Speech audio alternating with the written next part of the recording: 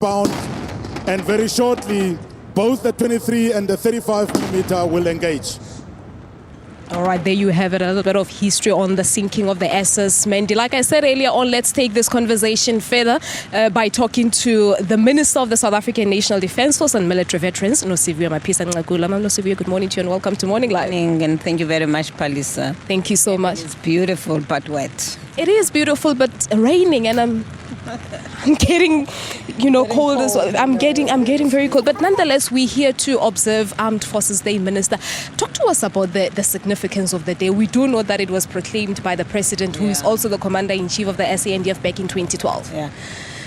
Yes, I think that we owe it to our government. I think it must have been a conscious decision on his part to declare this day the Armed Forces Day, which is the day of the sinking of Mendi on the English Channel. Remember, there we had plus minus 600 men, South Africans, and amongst those we also have chiefs of the Pondo clan. And I think that it is proper that the President took that decision for purposes of teaching South Africans about the true story of South Africa. Not only that, but also to educate our people about the South African National Defence Force itself, but also to allow for the Defence Force to demonstrate its capabilities to South Africans and to reach out to communities.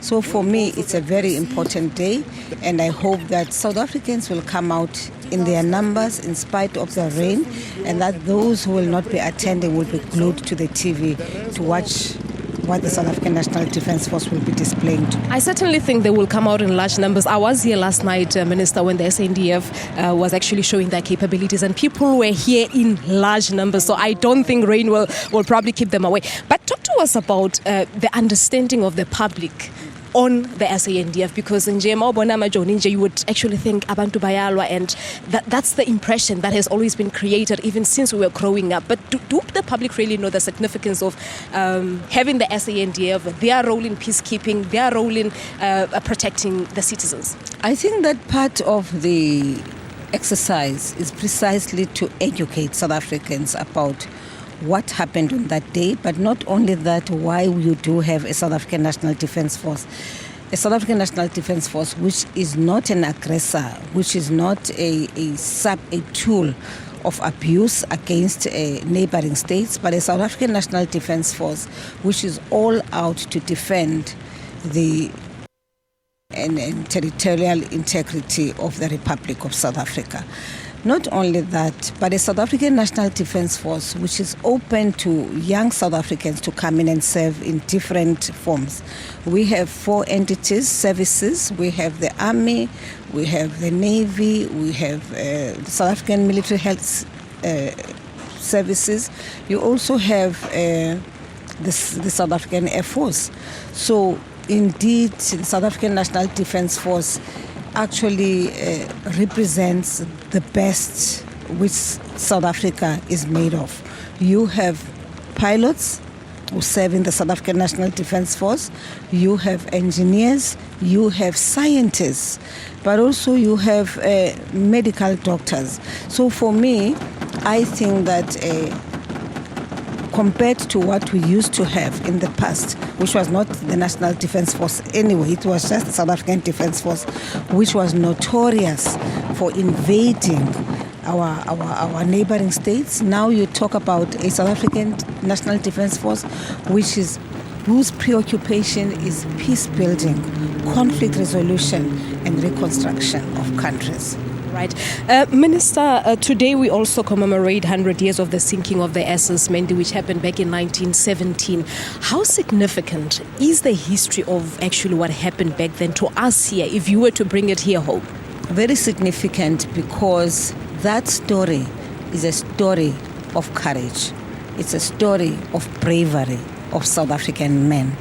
And for me, I think that whenever we talk about Mendi and the sinking of that ship, we should always look at the legacy and the legend of bravery, and that is replicated by what you see in the South African National Defence Force.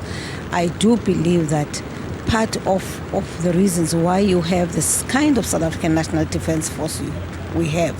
People who are committed and dedicated to the cause. People who do not hesitate when they are deployed to other countries to go and represent the best of South Africa in support of our foreign policy objectives. It is because of that singing of Mendi, in my view, because obviously they know that was a legacy which was left by these men. All right. I'm told to wrap, but I need to put through this question quickly to you, Minister. The issue of repatriating their souls or perhaps their remains, is it something that is on the cards of government? Well, families have been raising the matter, and I want to believe that it would be the correct thing to do. Perhaps not necessarily their remains, but maybe their souls, which is something which we Africans believe in, that if anyone passes on in a particular area, you move into that area and repatriate the spirits. So I'm sure beyond this, South Africa would have to consider that. Right, Minister, we'll leave it at that, but thank you so much for talking to us and all the best for today. Lisa, thank you very much, and thanks to the listeners. And everybody, please remember, today is our day. Come out in your numbers and give us support. I believe they'll certainly do so. That's the Minister of the Defence Force and Military Veterans, Nosiviwe Mapisa-Nqakula, talking to us about the significance of this day. Well, we're taking a break. There's still so much more to come from the Blue Lagoon. Make sure that you do stay tuned.